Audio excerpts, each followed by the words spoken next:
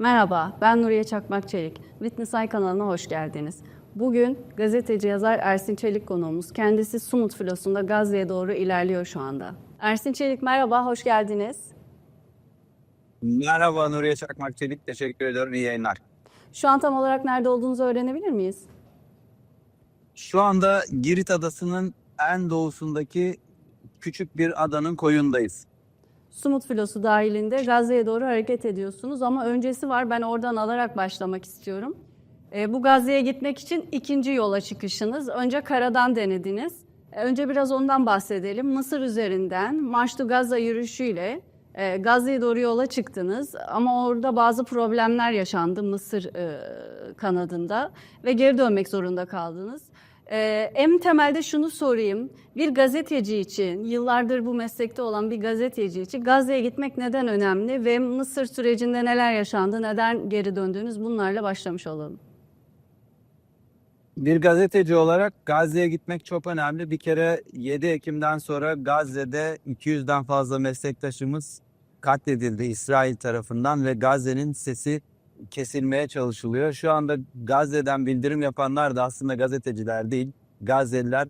Vefat eden gazetecilerin yerine bu mesleği ve bu sorumluluğu devam ettiriyorlar. Ben de bir gazeteci olarak Gazze'ye giden bir yol arayışındayım uzun zamandır. Geçtiğimiz Haziran ayında Mısır'dan Refah sınır kapısına yapılacak olan Marş to Gaza yürüyüşüne katılmak için Kahire'ye gitmiştim.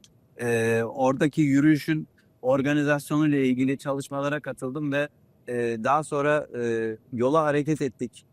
Çeşitli araçlarla gidildi, bireysel gidenler oldu. Ben İsmailiye şehrine kadar ulaşabilen birkaç kişiden biriydim. Çünkü Mısır hükümeti aktivistleri, dünyanın birçok ülkesinden gelen yüzlerce aktivistin geçişine izin vermedi. İki arama noktasında pasaportlara el koyarak durdurdu yürüyüşü. Ben ve birkaç arkadaşımla tuttuğumuz taksiyle İsmailiye şehrine kadar ulaşabildik. Fakat ciddi bir güvenlik problemi oluşmuştu bizim için. Orada çok sayıda polis, asker ve istihbarat elemanları vardı. Mısır'ın hiçbir şekilde sokakta yürüyemez hale gelmiştik.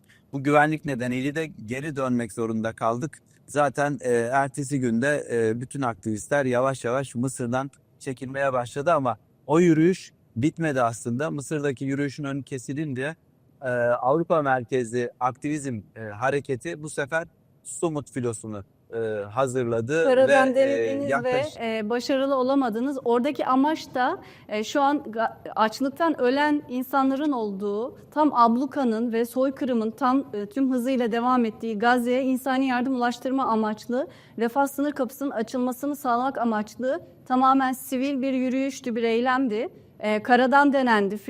Bir kara filosuydu aslında. Otobüsler, arabalar, şahsi olarak gelen yolcular, aktivistler, insanlar vardı. Bu karadan denendi ve başarılı olmayınca şimdi denizden bir filo olarak harekete geçildi. Sormak istediğim şey şu, daha önce tekli teknelerle bu denenmişti. En son Hanzala'yı ve Madlen'i biliyoruz. Şu an ilk kez Gazze sularına doğru ilerleyen bir filo var. Sumut filosu. Bu filonun özellikleri neler, neleriyle dikkat çekiyor? Sizden biraz teknik detay alalım. bu filo tarihin en geniş katılımlı sivil deniz misyonu. Karadaki yürüyüş engellenince Gazze'ye gidecek bir yol arayışı bu sefer denizden inşa edilmeye çalışılıyor. Akdeniz üzerinden Gazze'ye ulaşmaya çalışıyor. Dünyanın 50 ülkesinden fazla gelen aktivistler bunu yapmaya çalışıyor. Sanırım Ee, 600'ün üzerinde aktivist var şu an filoda. Evet, şu anda 600 civarında aktivist var. Yaklaşık bir ay önce hem eğitim süreçleri başladı hem de filonun artık yola çıkma organizasyonu şekillenmeye başladı. Ben öncelikle İtalya'ya geldim. Bundan 28 gün önce. Orada çeşitli eğitimlerden geçtik.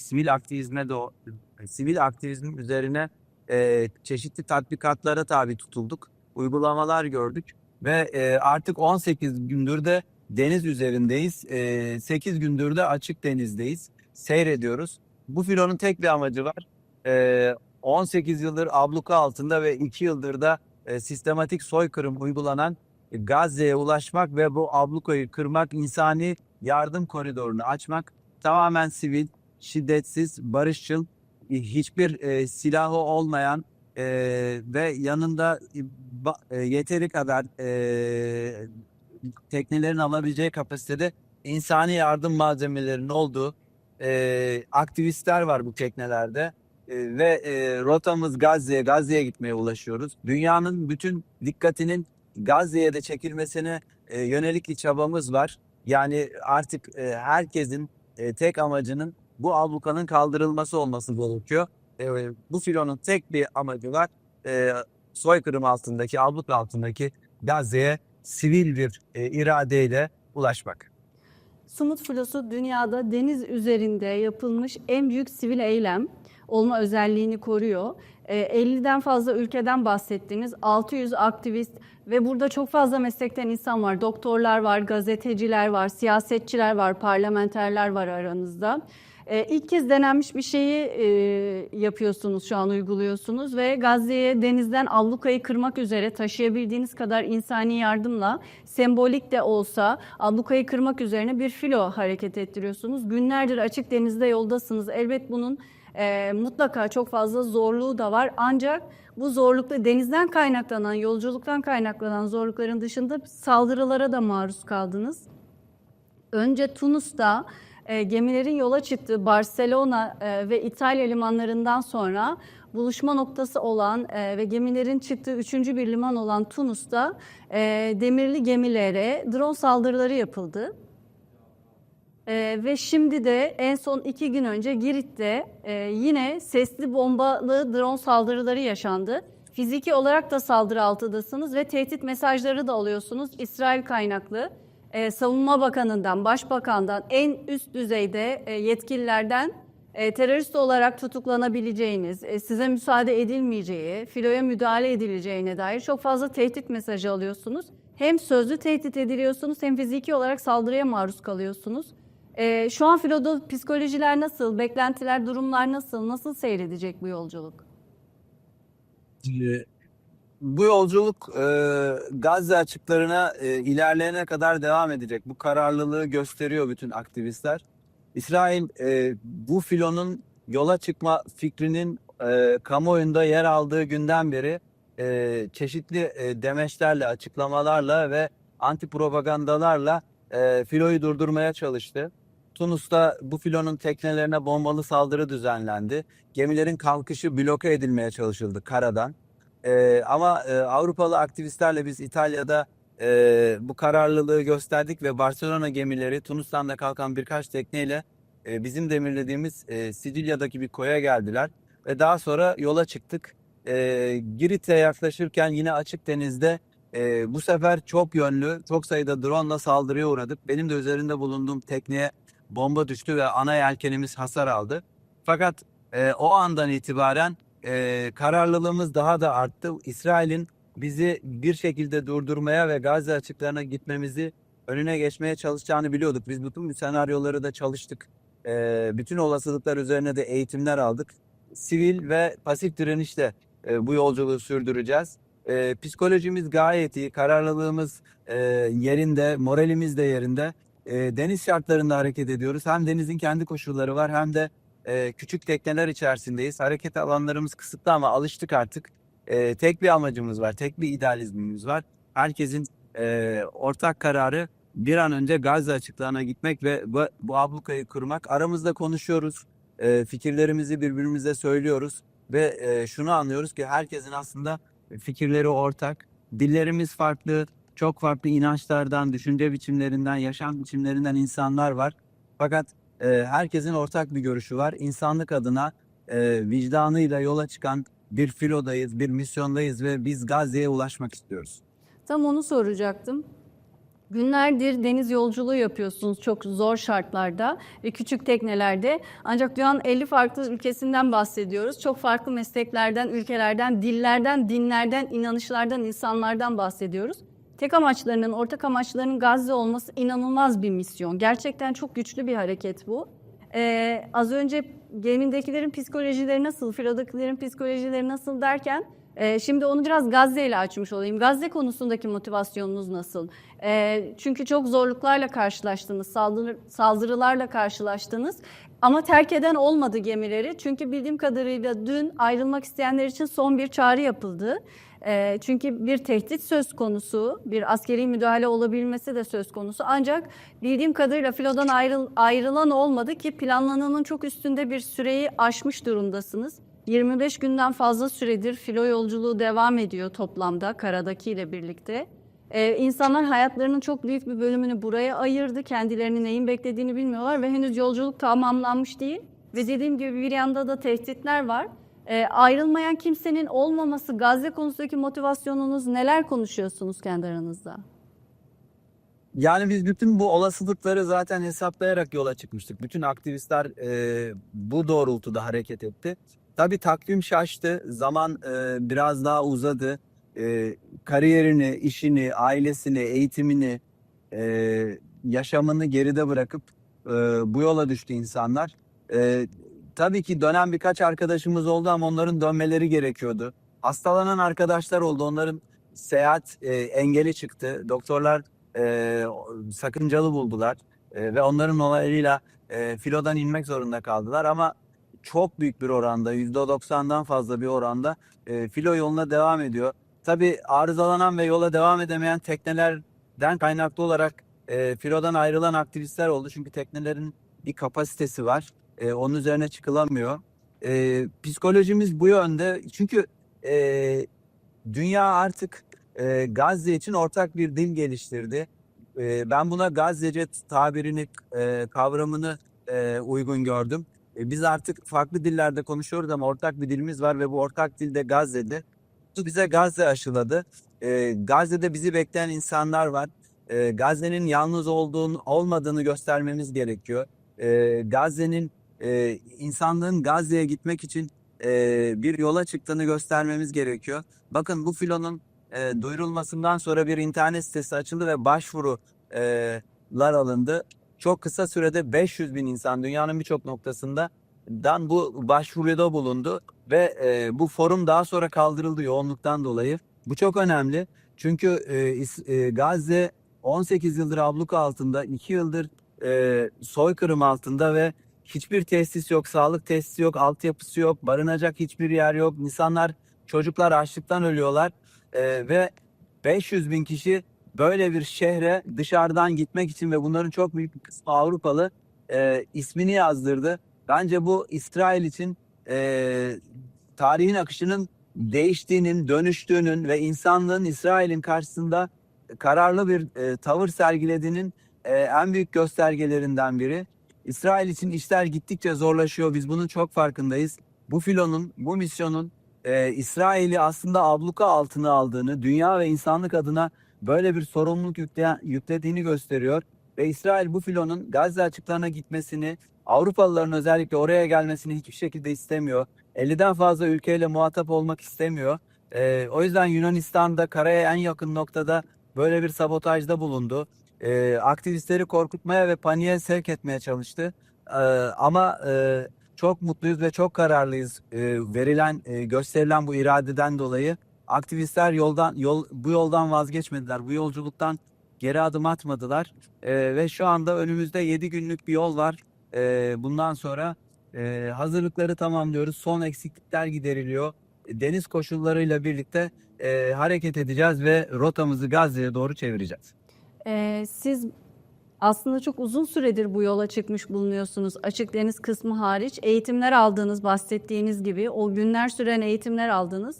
Ve bu insanlarla ilgili çok derin bağlar kurdunuz aslında. Bulunduğunuz ülkelerde, gemiye bindiğiniz ülkelerde ve gemide siz bir gazeteci olarak her gün aslında izlenimlerinizi yazıyorsunuz. Filo günlükleri yayınlıyorsunuz düzenli olarak. Yine bu programımızda değerlendirmek için en unutamadığınız, en dikkatinizi çeken insan hikayelerinden neler vardı Gazze'ye dair? Çok fazla hikaye var. Eğitim süreçlerinde hikayeleri biriktirmeye başladım, yazmaya çalıştım. Mesela Avrupalı aktivistlerin birçoğu eğitim aldığımız kilisede ayakkabı giymiyorlardı. Bu benim çok dikkatimi çekti. Acaba bir yaşam biçimi mi diye düşündüm. Sonra teknelere binince bunu anladım ki Aslında teknelerde ayakkabı giymeyecekmişiz ve ben de yaklaşık 16-17 gündür ayakkabı giymiyorum. Çünkü teknede ayakkabı giymek bir risk oluşturuyor. Kayıp düşme ihtimalimiz çok yüksek. Islak bir zeminde hareket ediyoruz. Çorap da giymiyoruz, terlik de giymiyoruz. Ve Avrupalı aktivistlerin karada buna hazırlandığını fark ettim. Tabii orada dayanışmayı gördüm. İnsanlar birbiriyle çok fazla görüş alışverişinde bulunuyorlar ve hemen arkadaş oluyorlar, dost oluyorlar. Çok fazla uzak ülkeden gelen insanlar vardı. Kendi ceplerinden son bileti çok yüksek fiyatlara alarak bu filoya katılan insanlar vardı. Bunu gördük. Sadece aktivistler değil, bu filonun yolculuğunun sağlıklı ve düzgün bir şekilde sağlanması için bizlere profesyonel destek veren, yolculuğumuzu yöneten kaptanlar ve gemi mürettebatları da bu yoldalar. Ve onlar da bu ablukayı kırmak için çalışıyorlar. Onların fedakarlıkları beni çok etkiledi. Çünkü bir taraftan profesyonel bir iş yapıyorlar ama bir taraftan da insani bir sorumluluğu yerine getiriyorlar. O kararlılık da çok önemliydi. Bize çok güven verdi. Çeşitli insan hikayeleri var. Mesela Amerikalı müzisyen bir hanımefendi var, Karsim. Çok da popüler bir isim. Babası demans hastası, ağır durumdaydı ve bakması gerekiyordu. Fakat o buraya geldi. Burada babasının çok ağırlaştığının haberini aldı. İşte arkadaşları, delegasyonlar dönmesi için ona tavsiyelerde bulundular. Ama bu hanımefendi Karsin dönmedi. Ben bu yoldan dönmek istemiyorum dedi. Ve popüler bir isim. O burada birçok konforundan vazgeçerek burada kısıtlı alanda yaşamaya devam ediyor. Çünkü Gazze'ye gitmeye inancını her an her daim korudu. Diğer yandan çevremizdeki aktivistlerin çok önemli fedakarlıkları var. Türkiye'den gelen bir doktor arkadaşımız aile hekimi, izni bitmişti. İzni bittiği için sözleşmesinin iptali söz konusu. Aile hekimliğinden azledilecekti. Fakat Ergün Akpınar isimli Türk doktor bu yolculuktan vazgeçmedi. Çünkü İsrail Tunus'ta gemilere sabotaj yapınca, bombalı saldırı yaptığının ertesi gün yola çıkacaktı ve uçak biletini ben almıştım. Ertesi gün sabah yanıma geldi. Biletimi iptal etmeni istiyorum dedi. Ben bu yoldan dönemem dedi. Rızkı veren Allah'tır bizim inancımızda. Ben o yüzden dedi rızkımızın Allah tarafından teminat altına alındığına inanıyorum. O yüzden bu yolculuğa devam edeceğim dedi. Çok duygulanmıştım. O bileti birlikte iptal ettik. Bizim tarihimizde, İslam tarihinde Tarık bin Ziyad'ın gemileri yakmak tabiri vardır. Ergün arkadaşımız da hem gemileri yaktı hem de uçak biletini yaktı. Onun dışında Türkiye'den çok popüler, çok konuşmaları çok ilgi gören ve Batı'da eğitim almış bir akademisyen hanımefendi var. Ayçin Kantoğlu. O Tunus'ta çok uğraştı bu gemilere binmek için. Çok mücadele etti. Ve şu anda orada ana gemiye bindi. Ben geçtiğimiz günlerde yanına gittim. Ayçin Hanım o gemideki insanlara hamurdan kızartmalar yapıp ikram ediyor ve diğer teknelere dağıtıyor. Yani geminin aynı zamanda annelik vazifesini yürütüyor. Sonra bir minder dikkatimi çekti. Ana salonda köşede küçük bir minder. Böyle insanların parklarda oturdukları. Öğrendim ki onun üzerinde uyuyormuş, onun üzerinde istirahat ediyormuş. Çünkü gemilerdeki barınma alanları kısıtlı. İnsanlar koridorlarda yatıyor. Bu da beni çok etkiledi. Önemliydi. Sonra bir arkadaşımız var. Teknesi günlerce yönettiği tekne Türk aktivistlerden ve kaptan Muhammed Fatih Sinan. Günlerce teknesi açık denizde sürüklendi, bozuldu. Yardım istedi, yapıldı. Tekrar teknesi bozuldu. Ama o vazgeçmedi. Yine teknesini yaptı dalgalı denizde. İletişimi kesilmişti, enerjileri bitmişti, aküleri boşalmıştı. Ama hiç vazgeçmediler ve arkamızdan geliyorlar. Ve onun yanında kuru yemişler var. Bana mesaj attı. Ben bu kuru yemişleri açmayacağım dedi. Ve Gazze'deki çocuklara ikram edeceğim dedi. Bu beni çok etkiledi. Bunları yazmaya çalışıyorum. Burada çok büyük hikayeler var. Çok kıymetli hikayeler var. İnsanlar çok güçlüler, çok kararlılar. Gazze'ye gitmek için çok fedakarlıklar yapıyorlar ama kimse bu fedakarlıkları konuşmuyor, anlatmıyor. Ben sadece gazeteci olarak biraz bilgi kırıntılarıyla, değişik yöntemlerle bunları elde etmeye çalışıyorum. Çünkü bunların kayda geçmesi gerekiyor. Bilinmesi gerekiyor. Geleceğe taşınması gerekiyor. En azından Gazze'lilerin birilerinin onlar için yola çıktığını hayatlarından fedakarlık yaptığını bilmesini istiyoruz ki çünkü onların morale ihtiyacı var. Yalnız kalmadıklarını, yalnız bırakılmadıklarını bilmeye ihtiyacı var. Bu aktivistler de herkes kendi ölçüsünde fedakarlıklar yaparak bunu sergilemeye çalışıyor. Evet, aslında çok büyük bir tehdit olduğu için artık son bölgeye yaklaşıyorsunuz. Kırmızı bölge denilen yere yaklaşıyorsunuz. Bugün açık denize açıldıktan sonra artık Gazze'ye ulaşmanıza az bir mesafe kalmış olacak. Ve tabii ki maalesef İsrail'in gemilere uluslararası sularda müdahale ettiği bölgeye doğru yaklaşıyor olacaksınız. Bu sebeple sürekli saldırı ihtimali, ne şekilde müdahale edileceği ihtimali konuşuluyor ama ben bu kez şunu sormak istiyorum. Gazze'ye ulaşma ihtimalini konuşalım biraz da. Diyelim ki gerçekten beklenen, dua edilen, istenen şey oldu ve siz yanınızdaki insani yardımlarla bir aylık bir süredir yol çilesi çeken bütün insanlar kavuşmayı umduğu Gazze'ye kavuştu. Yanınızdaki insani yardımları Gazze'nin çocuklarına ulaştırdınız. Veya yanınızda birçok doktor olduğunu biliyorum. Gazze'de şu an sağlık konusunda tam bir kaos var maalesef. O doktorlar Gazze'li hastalara ulaştı, gazeteciler meslektaşlarına ulaştı, siyasetçiler oradaki durumu gözlemlemeye başladı. Gözünüzde bunu canlandırıyor musunuz? Aranızda konuşuyor musunuz? Diyelim ki bir sabah uyandınız ve Gazze'ye gerçekten sorunsuz şekilde girebildiniz. Ne yapacaksınız? Yani bunu tahayyül ediyorum bir gazeteci olarak. Biz bütün senaryoları konuşuyoruz ama bizim tek senaryomuz var, Gazze'ye ulaşmak. Onun öncesindeki olasılıkları çok fazla düşünmüyoruz. Yaşayıp göreceğiz. Ama yaşamak istediğimiz tek şey var. Gazze'ye çıkmak, bu ablukayı kırmak. Ben de bir gazeteci olarak bunu hayal ediyorum. Nasıl bir haber yapacağımı düşünüyorum. İşte nasıl bir çekim yapacağım, ne yapacağım? Haber mi yapacağım, çocuklara mı koşacağım, insanlara mı koşacağım, onlara mı sarılacağım? Böyle kararsızlıklar yaşıyorum. Bu aslında bir şey. Yani çıktın bir de versiyonlarını düşünüyorsun gibi oluyor ama çünkü insanız, duygularımız var. Gazeteciyiz ama biz her şeyden önce insanız. Doktoruz ama insanız. Hukukçular var aramızda ama herkes insan olduğu için insanlık adına yola çıktılar. Bunu hayal ediyoruz, bunu konuşuyoruz. Bütün sözlerimizi, ahitleşmelerimizi Gazze üzerine veriyoruz. Burada diyoruz ki oraya gidince cemaatle namaz kılacağız. İşte oraya gidince çocuklara yemek yapacağız. Oraya gidince hemen elimizdekileri vereceğiz, yanımızdakileri vereceğiz, ikram edeceğiz. Hemen tedavi edeceğiz, hemen konuşacağız. Hemen seslerini dünyaya duyuracağız. Ve diyeceğiz ki ablukayı kırdık, herkes gelsin. Herkes Akdeniz'e açılsın. Herkes buraya bir şey getirsin. Hadi hemen Gazze'yi ayağa kaldırıyoruz. Buna hazırlıyoruz kendimizi. Sonra yetimhaneler kuracağız. Bununla ilgili projeler yapıyoruz. Sosyal sorumluluk projelerimizi konuşuyoruz. Neler yapabileceğimizi, nasıl organizasyonlar oluşturacağımızı konuşuyoruz. Yalın ayak çıkacağız Gazze'ye. Çünkü onlar yalın ayak.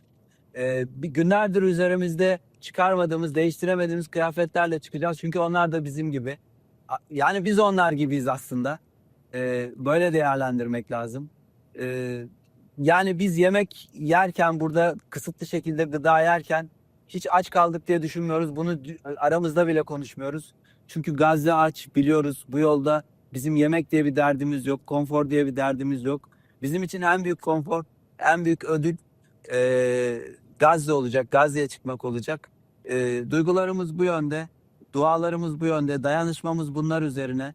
Bazen böyle yoruluyoruz. Beklemek yoruyor çünkü deniz üzerinde. Sonra bir tekneden Gazze'ye yönelik bir slogan atılıyor. Ya da bir arkadaşımız yüksek sesle Gaza we are coming diye bağırıyor. Sonra hemen biz de ayağa kalkıyoruz. Ya da bir Müslüman arkadaşımız çıkıyor güverteye ezan okuyor. Bunların hepsi bizim için moral oluyor, motivasyon oluyor. Gazze yolundaki bizim yakıtımız bunlar oluyor, gücümüz bunlar oluyor. Bu duygularla yoldayız. Tek amacımız, tek derdimiz, tek idealimiz mesleki olarak da, insan olarak da bunu gerçekleştirmek. Bir sabah uyandığımızda olmasını çok ümit ediyoruz ama o sabaha ulaşmak için de bir mesafe kat etmemiz lazım, bir yol kat etmemiz lazım. Bir taraftan da yolun hazırlıklarını yürütüyoruz. Son düzlüktesiniz. Bizim de dualarımız sizinle. Yolunuz açık olsun. Bizim de Gazze'ye girdiğiniz anı hayal ederek geçiyor günlerimiz. İnşallah umuyoruz bu abluka kırılacak ve Gazze'ye ulaşacaksınız. Bu uzun ve yorucu yolculuğun sonunda Gazze'de dinleneceksiniz. Yayınımıza katıldığınız için çok teşekkür ediyoruz. Size Allah'a emanet ediyoruz. Ben de çok teşekkür ediyorum. Ayrıca hem meslektaşım hem de eşim olduğunuz için çok teşekkür ediyorum. Bunu da buradan ifade etmek istedim son olarak. Sumut Filosu'nun Ersin Çelik'le son gelişmeleri konuştuk. Yeniden görüşmek üzere.